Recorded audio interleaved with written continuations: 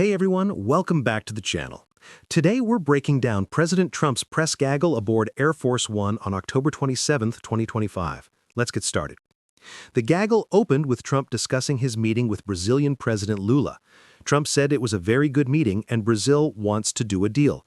They're currently paying a 50% tariff. Trump even wished Lula a happy birthday, calling him a very vigorous guy. Secretary Bessent then joined and revealed they had a productive meeting with Chinese officials, developing a framework for Trump and President Xi to discuss on Thursday. The talks covered tariffs, trade, fentanyl, agricultural purchases, and rare earths. But Bessent made it clear, nothing has been agreed to yet. Trump made a striking claim about the auto industry. He said if he weren't elected president, every automobile company in the United States would be either bankrupt or very close to it. Instead, Ford and GM stocks are hitting record highs, and Trump credits it all to tariffs. He argued that without tariffs, America would have continued losing its auto manufacturing base. On Canada, Trump didn't hold back. He called them one of the most difficult countries to deal with and said they've been ripping off the United States for a long time.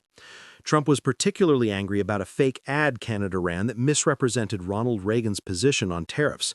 He called it dirty pool and said he won't be meeting with the Canadian Prime Minister for a while. On the Fed chair position, Trump said they're down to 5 candidates: Waller, Hassett, Warsh, Bowman, and Reeder. He jokingly suggested several cabinet members for the role and called it the world's easiest job, but to get it right, you have to be very smart. A decision is expected by the end of the year. On Russia, Trump responded to Putin's recent missile test by noting the U.S. has a nuclear submarine right off Russia's shores. He told Putin to focus on ending the war, saying a conflict that should have taken 1 week is now approaching its 4th year. Trump spoke enthusiastically about reviving American shipbuilding to counter China. He said in World War II, America was the biggest in the world at shipbuilding, but then they went woke and stupid and weak and lost that industry. He's determined to bring it back. The South Korea trade deal is nearly finalized. Trump said the overall framework is done, they're just crossing the T's and dotting the I's. The Koreans plan to invest heavily in U.S. shipbuilding. Trump made an important clarification about foreign workers. When companies build complex factories in the U.S., like battery plants, they'll need to bring in experts initially. He used the example that you can't just pick people off an unemployment line to run a $2 billion battery factory. These foreign experts will train American workers, and it'll be a gradual phase-out. On Argentina, Trump was thrilled about President Milei's big election victory. He said his endorsement was crucial and the win was much bigger than expected. Trump said the election made a lot of money for the United States because Argentina's bonds and debt ratings have gone up significantly. In a potentially major development, Trump said he'd love to meet with Kim Jong-un if Kim wants to meet. Since Trump will be in South Korea anyway, he said he'd be right there and would even extend his trip if needed. Trump emphasized he had a good relationship with Kim and said sanctions are a big bargaining chip. On immigration, Trump defended his deportation efforts, particularly targeting the over 11,000 murderers who entered during the Biden administration.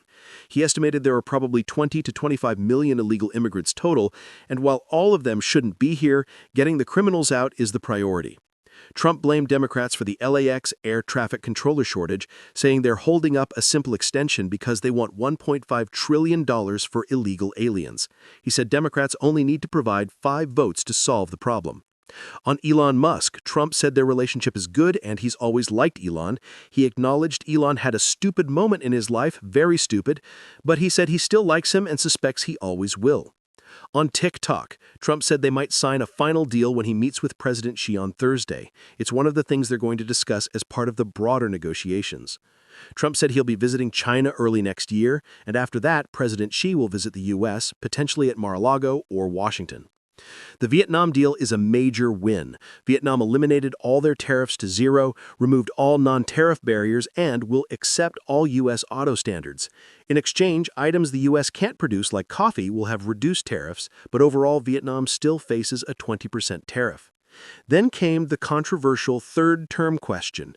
When asked if he'd challenge the constitutional limit, Trump didn't directly rule it out. He said he hasn't really thought about it, but he has the best poll numbers he's ever had and just solved 8 wars. When pressed, Trump said, "You'll have to tell me about ruling it out." He mentioned J.D. Vance and Marco Rubio as great people for 2028, saying if they formed a group, it would be unstoppable. On the theory of running as vice president to serve a third term, Trump said he'd be allowed to do that but wouldn't because it's too cute and the people wouldn't like it. Trump confirmed he got an MRI at Walter Reed and it was perfect. He said the doctors gave him some of the best reports they've ever seen for his age. He revealed an anonymous patriot donated $130 million to make sure the military got paid during the current political standoff. He called it an incredible act of patriotism. Finally, on his relationship with Xi Jinping, Trump admitted COVID hurt it pretty badly, but he thinks they still have a very good relationship. He has a lot of respect for President Xi and believes they'll come away with a successful deal for both countries when they meet Thursday. That's the rundown of Trump's Air Force One press gaggle. From major trade deals with China, Vietnam, and South Korea to potential meetings with Kim Jong-un and hints about a third term, Trump covered enormous ground. Thursday's meeting with President Xi could reshape U.S.-China relations, so this is definitely a story to watch. What do you think about Trump's trade strategy and his approach to these negotiations? Let me know in the comments below. If you found this summary helpful, hit that like button and subscribe for more political coverage. Thanks for watching, and I'll see you in the next one.